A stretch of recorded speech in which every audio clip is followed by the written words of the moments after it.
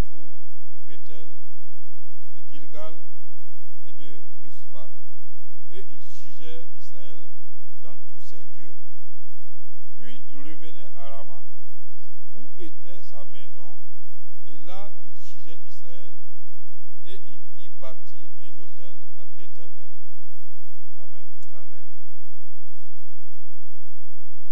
Cet itinéraire de Samuel peut nous servir de manière symbolique durant toute notre marche ou notre pèlerinage dans cette année. Le texte nous dit que Samuel allait chaque année faire le tour à Bethel, à Gilgal,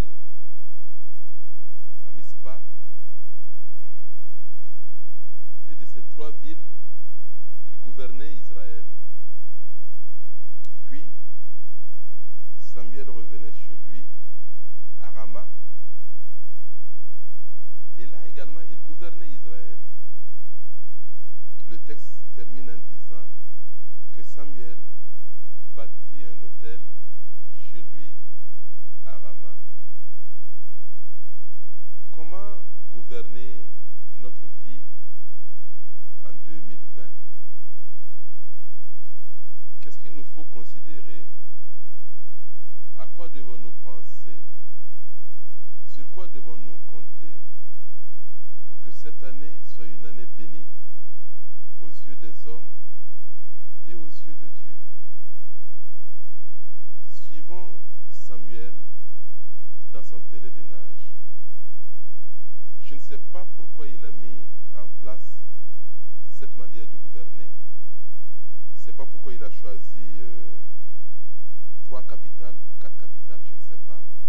Mais chaque année, il allait à Bethel, premièrement. Ensuite, à Gilgal. Puis, à Mispa. Et enfin, il revenait chez lui à Rama. En suivant cette trace, nous pouvons trouver des orientations pour notre vie, pour nos familles, pour nos entreprises, pour nos activités, pour les défis de l'année qui commence. Samuel commence donc son périple annuel ou son pèlerinage annuel par Bethel. Et Bethel, c'est la maison de Dieu. Et Samuel le sait bien. Et nous le savons également. Et c'est bon pour nous de commencer cette année, ou du moins de cheminer tout au long de cette année, avec la pensée de la maison de Dieu, avec la pensée de la présence de Dieu. Vous vous rappelez, frères et sœurs, qu'en ces lieux, Jacob, qui fuyait la violence, Jacob, qui fuyait la haine, la vengeance de son frère, s'est retrouvé un peu égaré dans la brousse. Il ne sait pas où il va, il ne sait pas ce qui va se passer, il sait qu'il ne peut pas revenir en arrière. Et puis là, dans la brousse, il prend un caillou comme oreiller et il se couche sur ce caillou. Et sur ce caillou-là, il voit une vision. Il voit autre chose que la réalité. Ce n'est pas un rêve, c'est autre chose, c'est une autre dimension. Il voit le ciel ouvert. Et c'est pourquoi on dit que Bethel, c'est la porte du ciel. Il voit le ciel ouvert et il voit une échelle qui descend.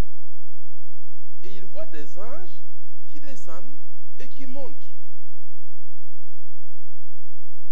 Et lorsqu'il se réveille le matin, il a peur.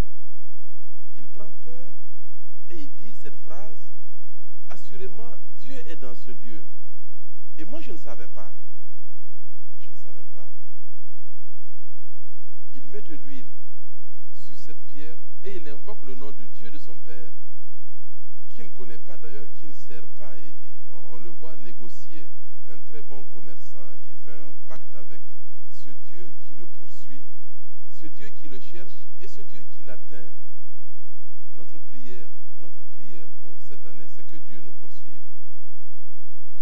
atteigne, que Dieu nous rattrape. Et qu'au-delà de notre vision charnelle, au-delà de ce qu'on voit, on puisse avoir une autre vision qui va gouverner notre vie durant cette année. Ça, c'est Bethel. Qu'on voit autre chose, qu'on voit une dimension qui transcende la dimension humaine, qu'on voit une autre réalité, mais une réalité éternelle. Qu'on voit le ciel ouvert dans nos vies durant cette année. Je pense que c'est bon toujours de commencer en recherchant cette vision-là. Et qu'on ne soit pas conduit par la même vision que tous les hommes. Sinon, pourquoi on est chrétien si on ne conduit pas les mêmes appétits et pas les mêmes espérances et pas les mêmes, pas le même moteur? À quoi sert ma vie chrétienne si le moteur qui me pousse à avancer est le même moteur qui pousse à avancer tout le monde? Il faut autre chose. Et Jacob a compris cela. Il a compris que, bon, même si lui, il est loin de Dieu, parce que Jacob, Dieu, ce n'était pas son affaire. Dieu, c'est plutôt son affaire, parce qu'il se sert de Dieu pour réussir. Dieu, c'est son affaire, mais bon, écoutez, avoir une relation avec ce Dieu, ça ne l'intéresse pas. Ça l'intéresse, oui. Ça l'intéresse si Dieu, voilà, qu'est-ce qu'il dit? Si tu multiplies mes biens, si tu me donnes beaucoup d'argent, si tu me gardes, et je sors et je reviens, alors moi, je vais te payer la dîme de tout. Donc, c'est donna. Mais une vision bien limitée, parce que ce Dieu est plus grand que cela. Et ce Dieu avait d'autres projets pour Jacob, qui ne comprenait pas. Notre prière est qu'en 2020, comme Jacob, on puisse voir le ciel ouvert.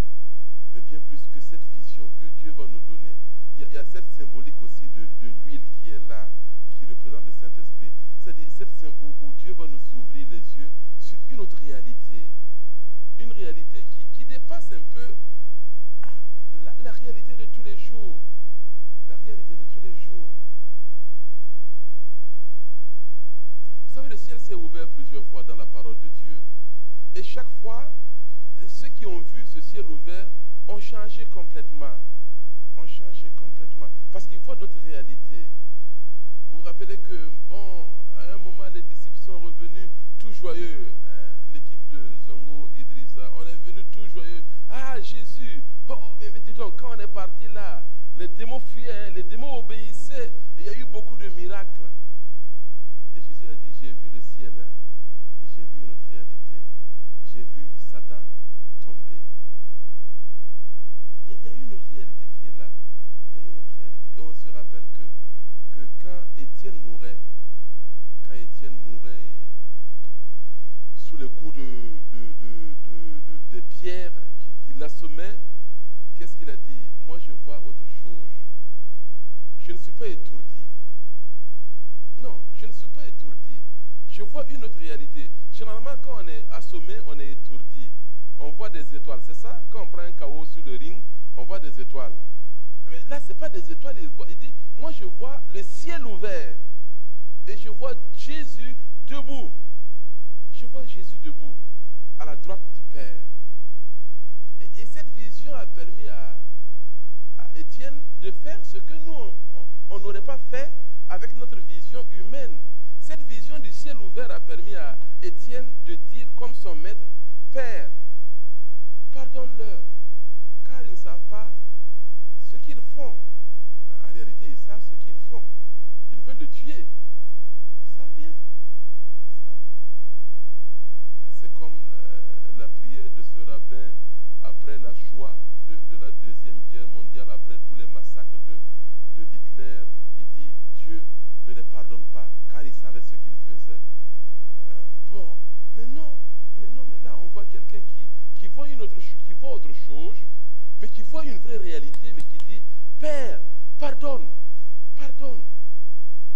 Que 2020 ouvre nos yeux à cette réalité-là. À cette réalité. Le texte des Hébreux nous dit, c'est pas la foi,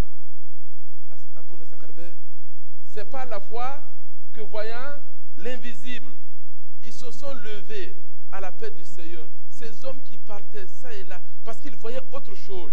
Frère, qu'en 2020, nous puissions voir autre chose. Que nos intérêts illimités, que nos intérêts mesquins. Vous savez, l'homme est égoïste par nature. On calcule en fonction de soi-même. On calcule en fonction de ses intérêts. Mais au-delà de notre égoïsme, au-delà de notre petitesse là, on puisse voir le ciel ouvert. Comme Jacob a vu le ciel ouvert. Et cette vision a complètement transformé sa vie. Que cette vision-là, cette vision du ciel qui s'ouvre, transforme notre vie. Et que tout au long de ce pèlerinage-là, sur la terre en 2020, nous puissions voir ce Dieu qui nous poursuit, ce Dieu qui nous accompagne et qui nous montre une autre réalité. Vous savez, quand Jésus a rencontré Nathanaël assis sous son figuier, Nathanaël a fait état de ce passage. Et Nathanaël a été surpris. Mais comment tu me connais? Et Jésus a repris ce passage. Désormais, tu verras le ciel ouvert et le Fils de Dieu descendre. Je crois qu'au-delà des anges qui nous servent, c'est écrit, hein? Les gens sont des esprits envoyés pour nous servir.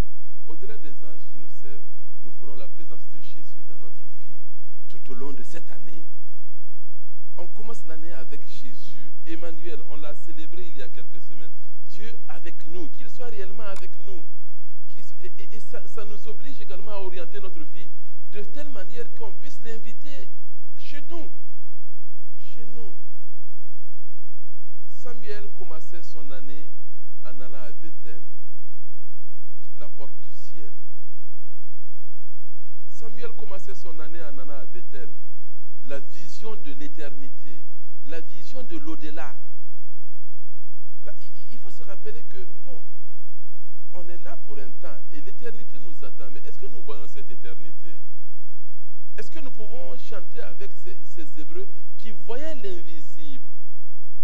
C'est-à-dire, on ne fait pas tout pour un intérêt immédiat. On ne fait pas tout pour 20 ans, 10 ans. Non, on fait tout en fonction de l'éternité. Oui, mais qu'est-ce que moi je fais en fonction de l'éternité? Qu'est-ce que j'ai fait en fonction de l'éternité l'an passé? Et pour cette année qui commence, qu'est-ce que je fais pour l'éternité?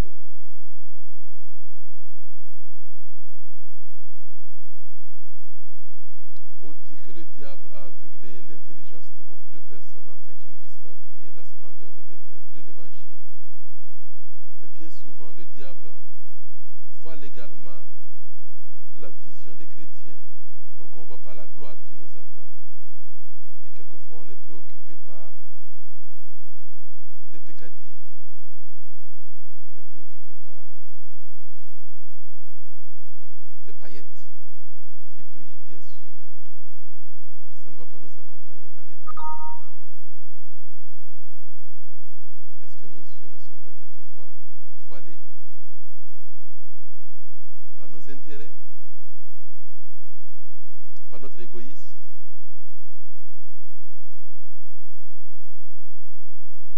par notre orgueil? On ne fait tout qu'en fonction de moi et de moi.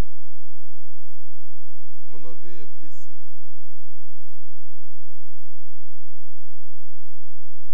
Il a porté atteinte à mon honneur et ça, je ne pardonne pas.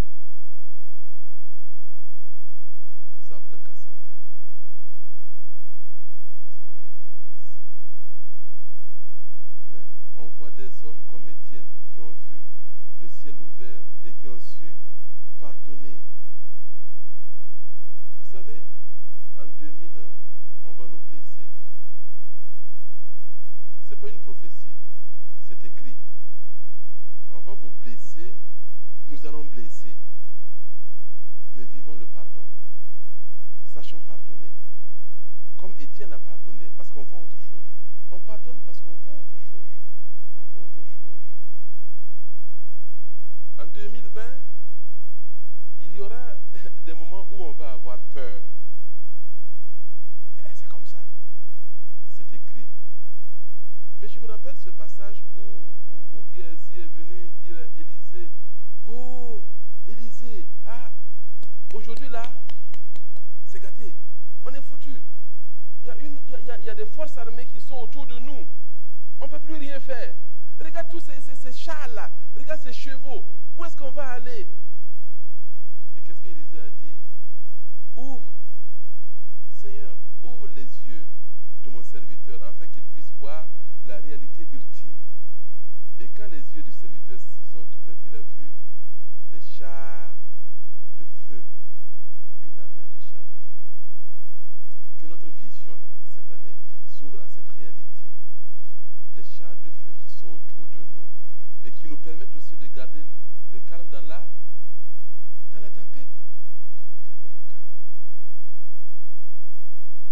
Mais en allant à Bethel, c'est vrai, Samuel invite Dieu à demeurer avec lui dans sa manière de gouverner.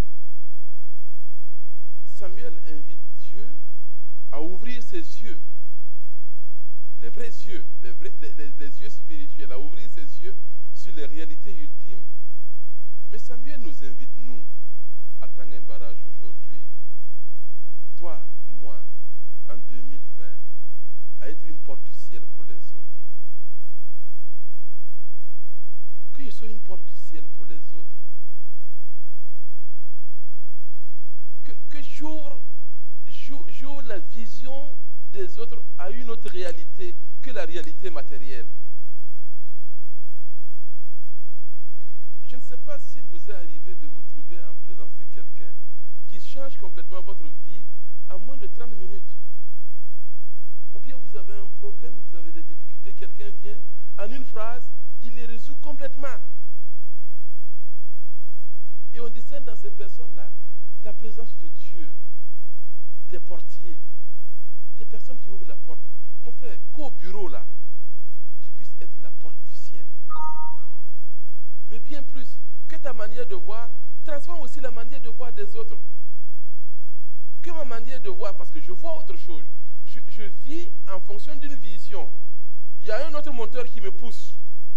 Il y a d'autres intérêts qui me poussent. Peut-être les autres vont dire que tu es bête. Là, tu es bête, pourquoi tu fais comme ça? Tu ne peux pas te venger, non. Tu ne peux pas répondre, non. Tu es bête, non. Non. Il y a un autre moteur qui me pousse. Il y a une autre réalité qui est en moi, qui me fait avancer. Et en fonction de cela, si je suis à Bethel tout au long de 2020, je peux être une porte qui va ouvrir les yeux à d'autres personnes. Je peux être une autre vision, montrer une autre réalité aux hommes, aux femmes qui sont autour de moi, dans mon bureau, dans mon affaire, dans mon atelier, dans mon commerce, dans le quartier. Dans le quartier. Dans le quartier. Est-ce que je suis une porte du ciel? Est-ce que dans ma maison, il y a une porte du ciel? C'est-à-dire un lieu où les gens peuvent venir et voir un coin de l'éternité, voir Dieu tel qu'il est. Est-ce que je le suis? Puissions-nous l'être en 2020?